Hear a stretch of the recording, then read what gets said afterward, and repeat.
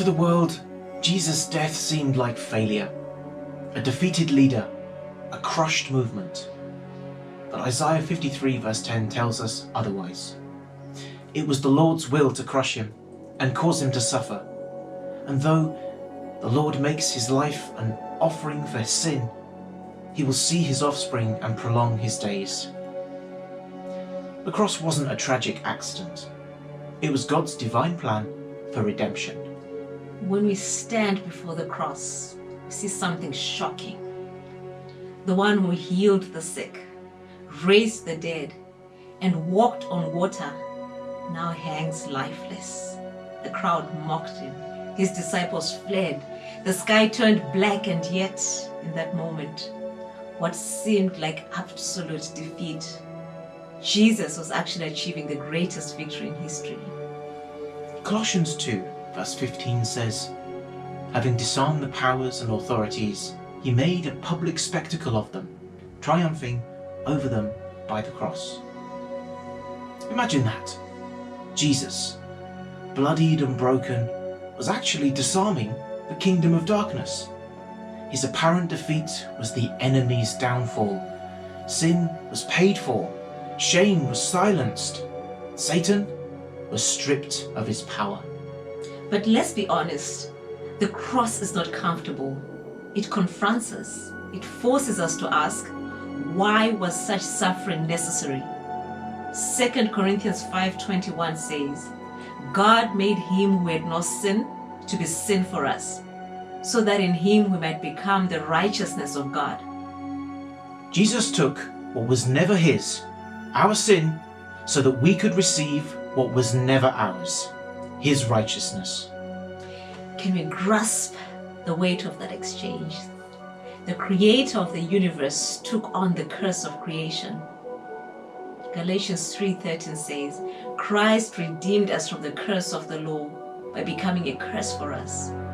He bore the punishment that belonged to us. Every sin, every betrayal, every lie, every failure was placed upon him. And yet, how often do we live as though his sacrifice wasn't enough? How often do we carry guilt he already nailed to the cross? How often do we strive for what he freely gave? Jesus didn't die so that we could remain unchanged. The cross demands a response. It calls us to surrender, to die to ourselves, to take up our own cross and follow him. And that's the struggle, isn't it? We want resurrection without crucifixion. We want the crown without the cross. But Jesus says in Matthew 16:24, whoever wants to be my disciple must deny themselves and take up their cross and follow me. So let me ask you, what cross are you avoiding? What is Jesus asking you to lay down? Pride? Fear? Control? Sin? Jesus' death is an invitation, not to religious effort, but to surrender. In Matthew 11:28-30, he calls us, come to me, all who are weary and burdened, and I will give you rest.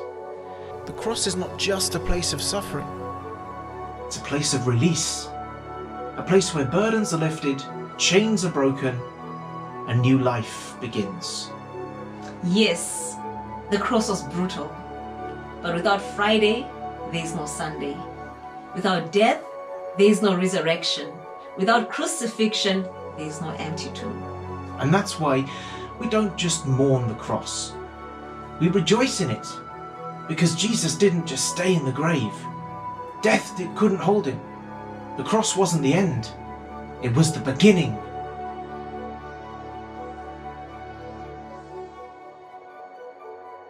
Next week, we explore the power of Jesus' blood, why it still speaks today. Don't miss it.